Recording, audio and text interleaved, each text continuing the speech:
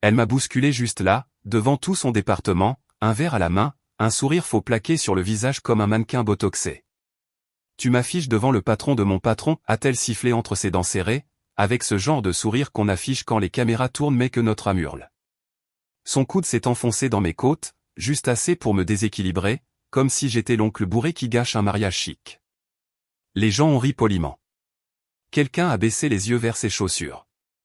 Je n'ai pas dit un mot, j'ai juste rajusté ma veste, esquissé un demi-sourire qui n'atteignait pas mes yeux, et je me suis tourné vers le voiturier.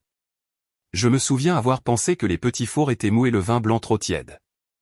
Le genre de soirée mondaine parisienne où tout le monde fait semblant d'être à sa place tout en mourant d'ennui à l'intérieur. J'ai entendu son rire derrière moi, trop fort, trop forcé, comme si elle expirait sa culpabilité. Puis le bruit de pas précipités derrière moi. Pas des talons aiguilles, mais des chaussures de ville, des chairs. « Monsieur, attendez, monsieur Boissier. » Une voix m'a interpellé. J'ai tourné la tête légèrement, gardant mes lunettes de soleil. C'était le patron de son patron, l'homme autour duquel elle avait orbité comme un papillon de nuit toute la soirée pour attirer son attention. Il avait l'air d'avoir vu un fantôme. Il ne me regardait pas simplement, il m'étudiait, comme s'il essayait de remettre un visage vu dans un contexte très différent. Pardon, je viens de réaliser. Étiez-vous à la session de supervision du 3e trimestre à Genève? Sa voix s'est brisée, comme s'il n'arrivait pas à croire qu'il devait poser la question. Au nom du groupe silencieux A. Je n'ai rien dit. Il a pris une inspiration tremblante. Oh mon Dieu! Est-ce que votre femme sait qui vous êtes? J'ai ouvert la portière de la voiture, je lui ai lancé un seul regard. Le genre qu'on réserve à une mouche qui atterrit dans son verre. Puis je suis monté. Le moteur a ronronné. Le voiturier avait encore la clé à la main quand j'ai démarré. Les gens supposent toujours que le silence est synonyme de faiblesse. Parfois, c'est juste le bruit d'une arme chargée. Elle pensait que j'étais le décor. Le +1, le type qui ne comprenait rien. Je l'ai laissé penser ça pendant des années. Et au fait, si vous êtes arrivé jusque-là et que vous faites partie des 80% qui écoutent sans s'abonner, corrigez ça.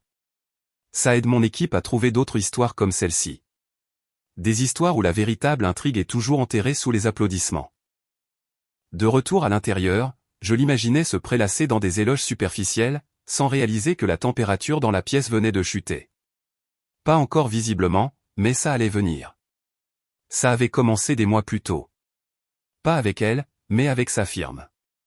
Il m'avait approché discrètement, besoin d'un partenaire stratégique pour stabiliser les opérations intermédiaires pendant une restructuration.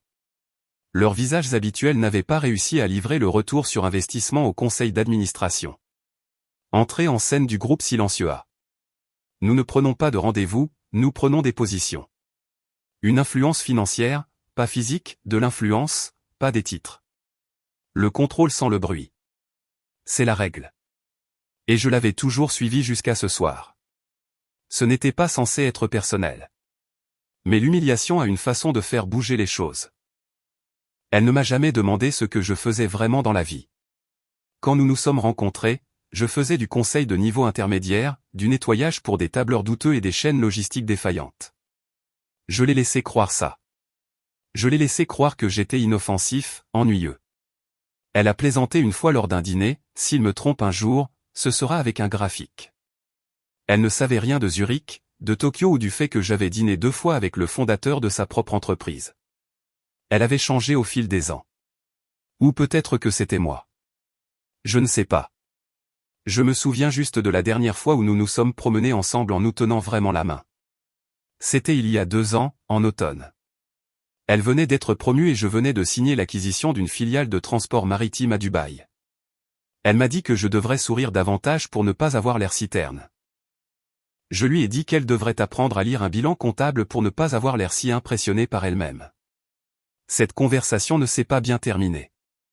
Et maintenant nous y étions, moi dans une voiture rentrant chez nous, elle riant avec des gens dont les carrières s'évaporeraient s'ils voyaient un jour mes initiales sur un document de vote.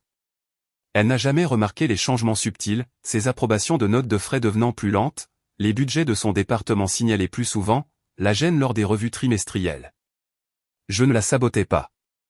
Pas encore. Mais quand quelqu'un vous tend le couteau et vous met au défi de couper, vous vous souvenez d'où il vous l'a tendu? Comment? Et devant qui? Et vous vous assurez qu'ils s'en souviennent. 2 mois avant le séminaire, avant le vin, la bousculade, l'humiliation, j'étais à Genève. Une salle sans nom sur la porte, juste une sécurité discrète et un protocole si fluide qu'il en paraissait invisible. Ils appelaient ça une session d'alignement stratégique. Mais ne nous voilons pas la face, c'était un jugement dernier, le genre où les gens sourient trop largement alors que leurs départements entiers sont discrètement dissous sur un tableur. La table était longue, faite d'un bois importé d'un endroit que personne ne savait prononcer. J'étais assis près de la tête, à 2 sièges du fondateur. Mon nom n'était pas sur l'ordre du jour. Il ne l'est jamais. C'est comme ça que fonctionne le groupe A. Si vous avez de la chance, vous avez une entrée dans l'agenda. Si vous n'avez pas de chance, vous avez un entretien de départ. Dans tous les cas, pas de communiqué de presse, pas d'interview. Juste du poids. De l'influence. Une pression appliquée avec une précision chirurgicale. Ce jour-là, nous discutions des écarts de performance au sein des filiales européennes, notamment sa firme à elle. C'est drôle comme le monde devient petit quand on fait attention à qui signe quoi. Son département tenait les objectifs, de justesse. Son manager était sur le fil du rasoir des indicateurs clés acceptables. Le patron de son patron, Monsieur Delacroix, un sycophante avec un penchant pour imiter l'autorité sans jamais en comprendre les conséquences. Je me souviens m'être penché en arrière alors qu'il discutait d'une restructuration potentielle au 4e trimestre. Écoutant calmement, observant. Ce n'était pas ma voix dont ils avaient besoin, c'était mon vote. Je n'ai pas parlé une seule fois pendant la session. Pas besoin, mais j'ai regardé les graphiques de performance de son département se faire disséquer comme une grenouille en cours de biologie. Les chiffres ne mentent pas, les marges non plus. Vers la fin, l'un des assistants a glissé une tablette vers Monsieur Delacroix. Il l'a tapoté, a marmonné un bum et a basculé sur son calendrier. C'est là que je l'ai vu, brièvement. L'objet du mail, avec Monsieur Aurélien Boissier, groupe silencieux A, session de supervision principale. Il n'a pas levé les yeux, a juste hoché la tête. Confirmé. Il n'avait aucune idée que le Monsieur Boissier assis en face de lui était le même dont la femme allait rendre son prochain séminaire d'entreprise mémorable. C'est le truc avec les gens comme elle. Elle n'a jamais demandé ce que je faisais vraiment. Elle n'a jamais voulu savoir. Mon travail n'était pas photogénique. Ne pouvait pas être posté sur Instagram. On ne peut pas porter stratège en supervision de conseil sur sa manche comme on porte une nouvelle robe d'un événement sponsorisé. Pour elle, j'étais son mari discret qui voyageait parfois, qui travaillait de la maison, qui ne parlait jamais beaucoup des réunions parce que, selon ses mots, ces trucs financiers d'un télo m'endorment. Je l'ai laissé dormir. Mais Genève n'était pas une vengeance. Pas encore. Ça, c'est venu plus tard. À l'époque, je la voyais encore comme sauvable. Confuse, peut-être pas cruelle, juste aveugle, comme quelqu'un qui pense être le soleil, oubliant qu'il orbite juste autour d'une lumière que quelqu'un d'autre contrôle. Après la réunion, le fondateur s'est attardé, m'a serré la main avec cette poigne subtile qui disait « Nous avons encore besoin de votre capital le trimestre prochain ». Il n'a jamais mentionné mon nom aux autres. Pas besoin. Il savait mieux que ça. Dans ce cercle, l'anonymat est le symbole du statut. Mon vol de retour fut calme. J'ai passé en revue les projections trimestrielles, siroté un scotch, et relu une note que son patron avait écrite 6 mois plus tôt, s'extasiant sur sa capacité unique à inspirer le moral. Je me souviens m'être demandé combien de temps le moral pourrait survivre quand il s'avérerait que leur inspiration était mariée à la personne qui validait la ligne de crédit de l'entreprise. Ce week-end-là, elle m'a annoncé une grande nouvelle. Le séminaire d'entreprise approchait. Elle avait été triée sur le volet pour y assister avec la haute direction. J'ai hoché la tête. Elle m'a embrassé sur la joue, déjà à moitié sortie. Je vais enfin pouvoir réseauter avec les bonnes personnes, a-t-elle dit en attrapant sa trousse de maquillage. Je lui ai demandé quand c'était. Elle n'a même pas regardé en arrière. J'ai déjà répondu pour toi. Tu n'aimerais pas ça de toute façon. Tu détestes ces trucs d'entreprise. Elle avait raison. Je les déteste, mais je n'allais pas y assister en tant que son mari. J'y allais comme l'ombre de son employeur. Elle portait du rouge ce soir-là. Pas rouge Bordeaux au lit de vin. Un rouge affirmé, le genre qu'elle réservait pour les dîners de pouvoir, comme elle les appelait. conçue pour attirer l'attention, peut-être intimider un peu. Dans une pièce pleine d'hommes peu sur deux avec des titres juniors et des égos fragiles, elle était douée pour ça. Je lui accorde ça. Le rire confiant, les compliments intelligents, les touches de bras décontractées parfaitement synchronisées avec une salve d'applaudissements ou un toast. Elle ne se contentait pas d'occuper la pièce, elle la dessinait. Sauf que ce soir, le plan avait changé. La salle à manger avait de hauts plafonds, pleine de nappes blanches et de conversations forcées. Des centres de table avec des orchidées mourantes, des fourchettes cliquetant contre des assiettes hors de prix. Le gratin de l'entreprise était assis en grappe prévisible, les cadres et leurs époux, les managers intermédiaires priant pour ne rien renverser, et elle, seule à une table de 6 cadres, tenant la cour avec trop de charme et juste assez de chablis pour prétendre que tout était sous contrôle. Elle riait fort, trop fort, à une blague que son patron n'avait pas finie. Il souriait poliment, mais pas ses yeux. Son manager, un type qu'elle avait un jour traité de glorieux tableur sur pattes, s'est excusé au milieu du premier plat. A prétendu que son gamin était malade. Il n'a pas d'enfant. Les conversations qui auraient dû durer mouraient au milieu d'une phrase. Le contact visuel avec elle devenait plus court. Des collègues qu'elle connaissait depuis des années semblaient soudain incertains de devoir la saluer avec chaleur ou prudence. Elle la remarquait. Bien sûr qu'elle la remarquait. Elle remarquait toujours les baisses de température sociale, surtout quand ce n'était pas elle qui réglait le thermostat. Alors, elle a fait ce qu'elle fait toujours, elle a forcé la performance. Oh, allez, a-t-elle taquiné un cadre. Tu me regardes comme si j'avais volé ton bonus. Il a gloussé, mais ce n'était pas le rire de quelqu'un sous le charme. C'était le genre que les gens donnent quand ils ne savent pas s'ils ont déjà le droit de rire de vous. Puis le murmure, Justin. Je ne savais pas qu'elle était mariée avec lui. C'est venu d'une femme à 2 tables de là. Pas fort, pas accusateur, juste confus. La phrase a flotté dans la pièce comme une mouche lors d'un dîner. Personne ne l'a relevée, mais tout le monde l'a entendue. Elle aussi. Elle ne savait juste pas quoi en faire. Elle a forcé un sourire. Il est juste entre 2 rôles, a-t-elle dit à personne en particulier, comme si elle chassait un fantôme. Des trucs de finance, du conseil. Pas très excitant. Cette phrase marchait d'habitude. Elle collait à l'image. Épouse étoile montante, Marie Casanier affable. Elle avait construit son récit comme une marque, capable, composée, compatissante. Mais maintenant, le public ne semblait pas vouloir du pitch. Il voulait une déclaration, parce que les rumeurs avaient commencé. Celle où entre 2 rôles signifiait le contrôleur stratégique des capitaux propres. Celle où truc de finance signifiait le possède l'immeuble où vous travaillez. Elle a remarqué les coups d'œil, les vérifications de téléphone sous la table, le silence soudain quand elle mentionnait quoi que ce soit lié à la restructuration. Une femme a carrément renversé son verre quand mon nom a été évoqué, disant que c'était partout dans les notes de synthèse interne. Élodie est allée aux toilettes 2 fois. Est restée plus longtemps que nécessaire. A probablement envoyé un texto à quelqu'un. N'a probablement pas reçu de réponse rassurante. De retour à la table, Monsieur Delacroix a à peine touché son saumon. Il fixait son assiette comme si elle lui devait des excuses. Il a dit « Bonne soirée ». Quand il est parti, c'est tout. Pas d'excellente soirée. Pas merci d'être venu. Juste bonne. Et le genre de bonne qui met fin aux choses. Elle est restée jusqu'au dessert par dépit, puis est partie dans un tourbillon de parfums et de déception. Téléphone serré fort comme s'il pouvait expliquer quelque chose qu'elle ne comprenait pas.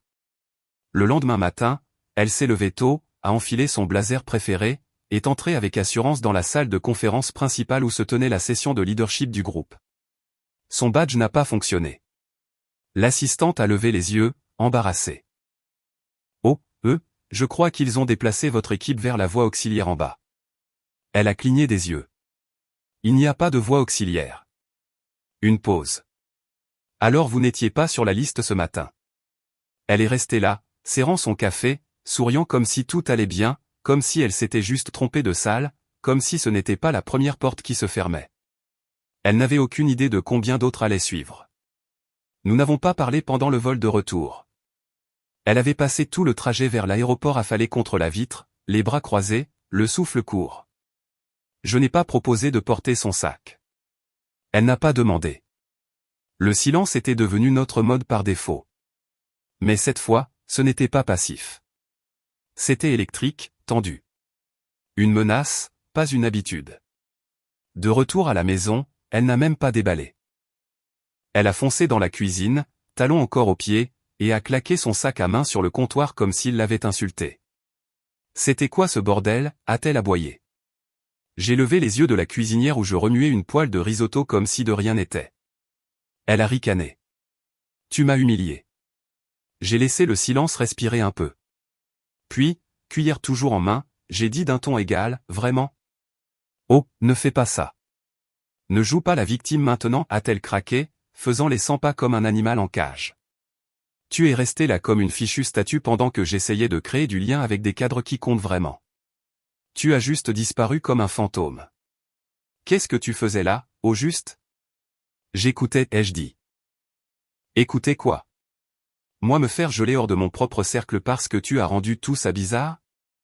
J'ai dû expliquer à un vice-président pourquoi mon mari avait l'air d'assister à un enterrement. J'ai baissé le feu. Puis j'ai demandé sans lever les yeux, as-tu déjà cherché sur Google la maison mère de ta firme? Elle s'est figée. Ce silence, cette hésitation me disait tout. Non, a-t-elle dit, mais c'est sorti faiblement. J'ai juste hoché la tête. C'était tout. Pas de sermon, pas de révélation dramatique, juste une douce poussée vers l'abîme. Elle a essayé de garder l'avantage le reste de la soirée, énumérant les raisons pour lesquelles j'étais le problème, pourquoi j'avais gâché sa chance de connecter avec les vrais joueurs, pourquoi je ne supportais pas son succès. Elle a prononcé le mot intimidé 2 fois, une fois avec venin, une fois avec pitié. Elle est allée se coucher tôt, marmonnant quelque chose sur le fait que je n'avais jamais soutenu sa carrière. J'ai dormi dans la chambre d'amis. Je n'ai pas entendu la porte grincer avant minuit passé. Je savais qu'elle regarderait. La curiosité bat toujours l'arrogance, tôt ou tard. Le tiroir n'était pas verrouillé. Je n'en avais pas besoin. Les gens ne cherchent pas des choses qu'ils ont trop peur de trouver. Le dossier était noir, simple. Pas de logo, juste des documents agrafés. Fin, délibéré. À l'intérieur, des itinéraires de voyage de Genève, Dubaï, Singapour. Des organigrammes d'entreprises, complexes, avec des structures de participation croisées, des sociétés écrans, des cadres de fiducie. Au premier coup d'œil, cela ressemblait à du charabia, mais enterré 3 niveaux plus bas se trouvait son entreprise, ou plus précisément, la holding au-dessus de son entreprise. Des ordres du jour de réunion surlignés, pas de son bureau, mais de la salle du conseil, 2 échelons au-dessus de son PDG. Puis la dernière page, une photo imprimée, pas numérique, finition mat, pas quelque chose qu'elle pouvait effacer. Elle avait été prise au séminaire. Elle souriant brillamment dans cette robe rouge. Un bras légèrement levé alors qu'elle posait à côté de Monsieur Delacroix. Il avait l'air raide. Elle avait l'air triomphante, inconsciente. En dessous, une légende dactylographiée en gras, évaluation terminée. Pas de signature, pas de filigrane, juste ça. Je l'imaginais assise au bord du lit, le dossier sur les genoux, le relisant encore et encore, essayant de décoder la phrase qui n'avait rien à faire sur une photo de vacances, se demandant qui l'avait prise, pourquoi elle existait, qui avait besoin de cette évaluation, et puis ça la frapperait enfin qu'elle n'avait pas juste mal lu une pièce. Elle avait mal lu les fondations de toute sa carrière parce que ce n'était pas juste le patron de son patron qui la regardait. C'était moi, de plus haut qu'elle ne le pensait possible, au-dessus des gens qu'elle avait passé une décennie à essayer d'impressionner. Et je n'avais même pas eu besoin de demander la photo. Elle m'avait été envoyée automatiquement. Le lundi a frappé différemment. D'habitude, elle entrait dans le bureau avec 10 minutes de retard, un café qu'elle n'avait pas payé et un sourire qui hurlait indispensable. Mais ce matin-là, ses talons ont frappé le sol comme des tirs de sommation. Clic, clic, clic. Plus lent que d'habitude, calculé. Son sourire était là, mais il était tendu. Tiré comme si elle se préparait à quelque chose, mais ne savait pas d'où viendrait le coup. Son patron, Grégoire, était déjà à son bureau, ce qui était inhabituel. Il était du genre j'arrive vers 10 heures, mais je réponds au mail à 2 heures du matin pour la forme, mais aujourd'hui il s'est levé quand il l'a vu. Il a souri avec une sorte de courtoisie fragile qui lui a retourné l'estomac. Bonjour, a-t-il dit. Trop formel. Salut, Grégoire, a-t-elle répondu, scannant son visage comme s'il lui devait une explication. Tout va bien? Il a hoché la tête une fois. Tout va bien. Juste une semaine chargée en vue. Ce n'était pas son ton habituel. C'était la voix de quelqu'un qui construit un dossier, ne disant rien qui puisse être répété. Elle s'est assise à son bureau en essayant d'ignorer la panique flottante qui lui montait à la gorge. A ouvert son ordinateur portable, a pris une gorgée lente de café, a vérifié Slack, puis Outlook, et c'était là, un email interne qui lui avait été transféré par erreur. Pas de Grégoire, mais de son chef de cabinet, sans objet et sans contexte, juste une brève chaîne de discussion incluse. Elle a cliqué dessus. L'objet original, considération interne restructuration acquisition. Une ligne ressortait en gras dans le fil. Doit-on l'impliquer dans les discussions d'acquisition? C'est délicat. En dessous, une douzaine de noms étaient en copie. Juridique, RH, conformité. Et un de plus. Aurélien Boissier, supervision stratégique, groupe silencieux A. Son cœur s'est arrêté. Elle a cliqué sur le nom. Outlook a ouvert la carte de contact. Le même numéro de téléphone qu'elle appelait quand elle avait besoin qu'il récupère le pressing. Le même domaine d'email. Elle n'avait jamais pris la peine de questionner. Elle a relu la ligne. Doit-on l'impliquer? Doit-on? C'était le moment où s'est passé de la confusion à la terreur. Pas devrait-elle être incluse, pas est-elle au courant? Non. Le ton était déjà post-mortem. Son rôle avait déjà été disséqué. Sa pertinence débattue. Elle n'était plus supposée faire partie de l'avenir. Elle était désormais un passif nécessitant une justification. Elle s'est levée brusquement. Sa chaise a roulé en arrière et a heurté la paroi vitrée derrière elle. Un analyste junior a levé la tête, puis a rapidement détourné le regard. Elle a foncé vers la cage d'escalier, pas les ascenseurs. Trop lent, trop exposé. 2 étages plus bas dans le parking, la main tremblante alors qu'elle sortait son téléphone et composait le numéro. Ça a sonné une fois, puis messagerie. Encore. Messagerie. Une 3e fois, direct sur messagerie. Aurélien, a-t-elle dit, essayant de paraître ferme, pas frénétique. Rappelle-moi maintenant, s'il te plaît. On doit parler de quelque chose que je viens de voir. Je pense qu'il y a un malentendu. Rappelle-moi. Elle a raccroché, a fixé le mur de ciment du garage comme s'il pouvait lui offrir une meilleure explication. Elle a rappelé. Toujours rien. De retour en haut, les murs semblaient plus proches. Les emails arrivaient, mais aucun de lui. Les messages Slack défilaient sur les réunions et les feuilles de temps comme si la terre ne venait pas de bouger sous ses pieds. Puis Grégoire a frappé à la vitre de son bureau. Point rapide, a-t-il demandé avec ce même sourire tendu. Elle a hoché la tête. Il s'est assis. N'a pas pris la peine d'ouvrir un ordinateur. N'a pas pris de notes. Nous faisons quelques ajustements structurels, a-t-il dit comme s'il commentait le mobilier. Il y a une conversation sur une acquisition cette semaine. Des choses sensibles. Le juridique et le conseil guident le processus. Elle a hoché la tête lentement. Et moi? Grégoire l'a regardé.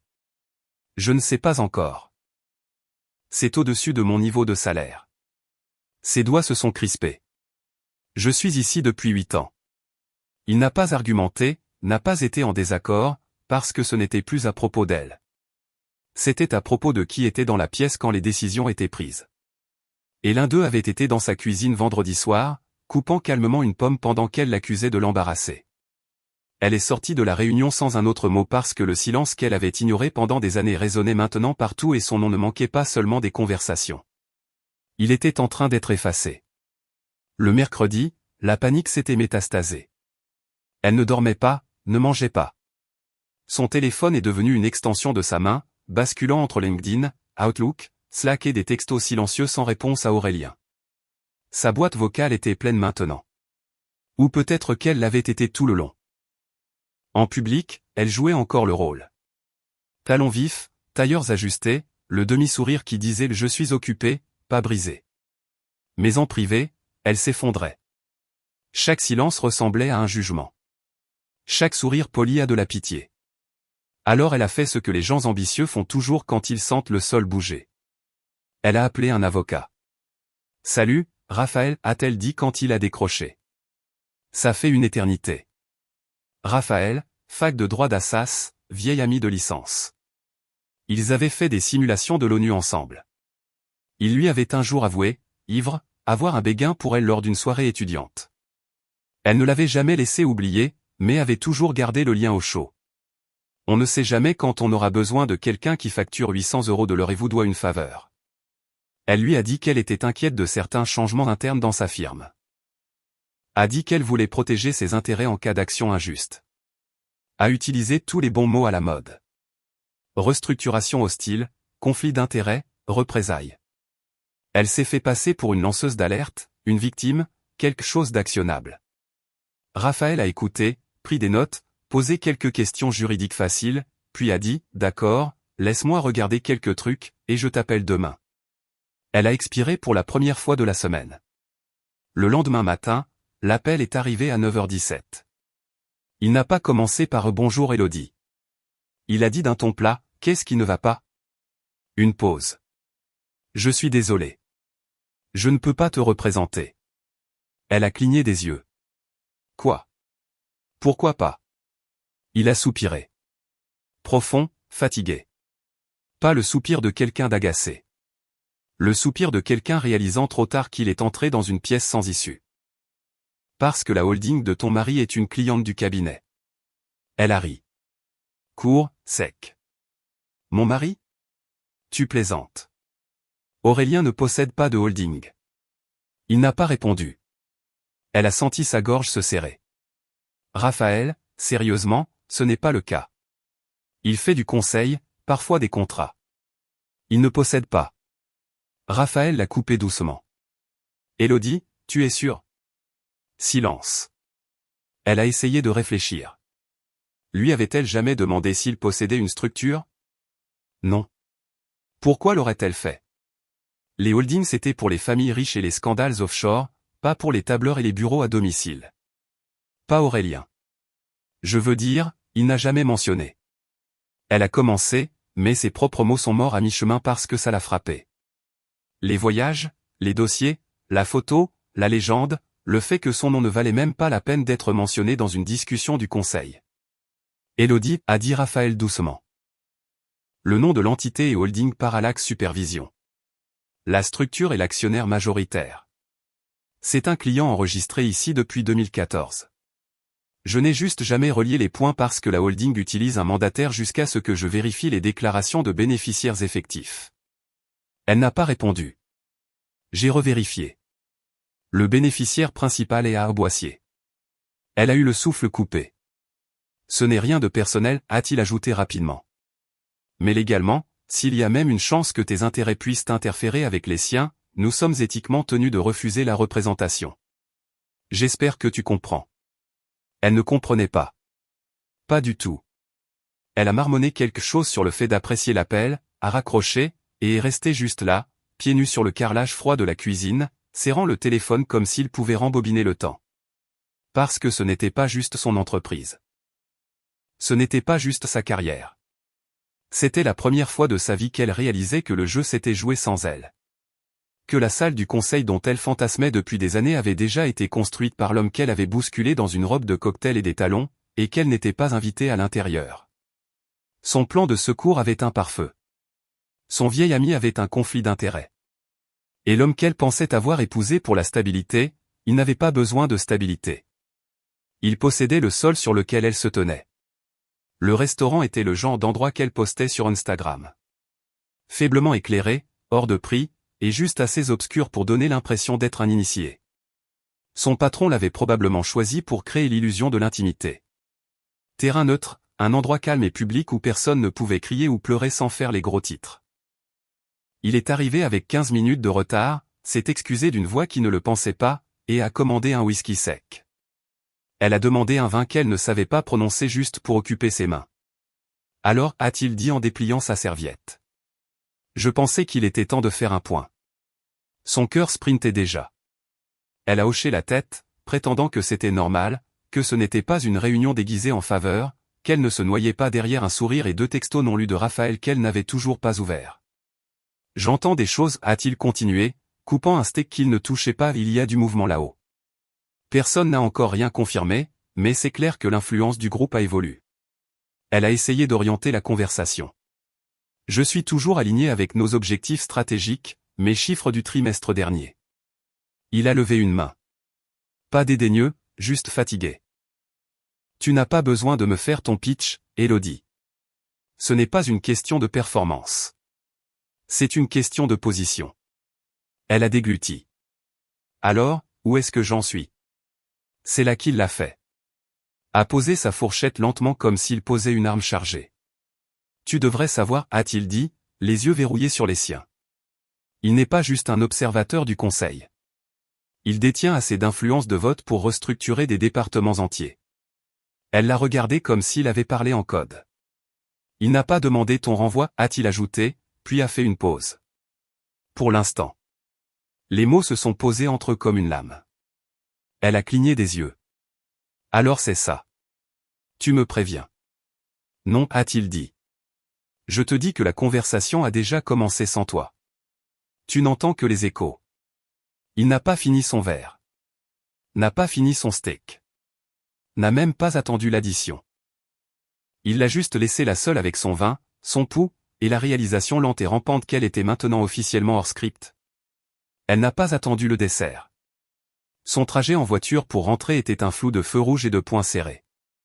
Elle a ouvert la porte d'entrée assez fort pour faire trembler les gonds, a foncé dans la cuisine, et il était là, Aurélien, coupant une pomme, calme comme si rien ne se passait, comme si son monde ne s'effondrait pas sur lui-même dans un collapsus lent et silencieux. Elle est restée là, le souffle court, le corps tremblant, et a craqué. Tu es en train de ruiner ma vie. Il n'a pas bronché. N'a même pas levé les yeux au début. Je t'avais dit, a-t-il dit doucement. Je n'avais pas besoin d'être impressionnant. Puis il a levé les yeux. Mais tu avais besoin d'être respectueuse. Sa bouche s'est ouverte, puis fermée. Il n'y avait rien à dire. Pas de réplique assez tranchante. Aucune version des événements où elle n'était pas soudainement la mamatrice dans une ligue dont elle ignorait même l'existence. Elle a regardé le couteau dans sa main, pas comme une menace, mais comme une métaphore. Il ne le brandissait pas. Il l'utilisait juste précisément, calmement, coupant les morceaux dont il n'avait plus besoin. Et elle réalisait bien trop tard qu'elle pourrait être l'un d'eux. Elle s'est présentée au travail jeudi matin habillée comme si elle partait en guerre. Blazer noir, bijoux minimaux, cheveux tirés en arrière comme un casque. La tenue disait contrôle, pouvoir, présence. Mais tout en dessous hurlait la panique parce que les emails avaient commencé doucement au début. Revue interne, transition à venir, réalignement pour l'évolutivité. Tous les mots à la mode que les entreprises utilisent quand elles sont sur le point de passer votre nom à la déchiqueteuse et d'agir comme si c'était une opportunité de croissance. Puis est arrivé le vrai. Objet, réallocation départementale à vise d'impact préliminaire. Elle a cliqué 5 fois comme si le lire à nouveau changerait les mots. Sa division était scindée, pliée en 2 nouvelles pistes d'innovation. Une façon chic de dire vider et réorganiser sous le nom de quelqu'un d'autre. Son titre, en cours de révision.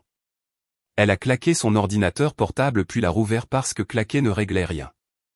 Elle a envoyé des emails à son patron, au RH, au juridique, à quiconque lui avait serré la main au cours des 6 derniers mois et souri trop longtemps. Elle a passé des appels, programmé des tête-à-tête, mis son calendrier sur ne pas déranger, et a commencé à construire un dossier dans son esprit, indicateur de performance, témoignage de clients, ancienneté. Elle a même imprimé ses 3 dernières évaluations annuelles, et surligné chaque phrase qui pouvait passer pour une preuve de son caractère indispensable. Elle savait comment se battre. Ce qu'elle ne savait pas, ce pourquoi personne ne l'avait formée, c'était comment combattre un fantôme avec le pouvoir de déplacer les murs sans jamais les toucher. La réponse est arrivée en fin d'après-midi de quelqu'un qu'elle n'avait jamais rencontré. Directeur de l'alignement stratégique, enterré 3 niveaux au-dessus de son organigramme. L'email faisait 2 paragraphes. Clinique. Finale. Conformément à la recommandation du groupe A, la restructuration du leadership se poursuit. Puis une ligne de plus. M. Boissier s'est abstenu.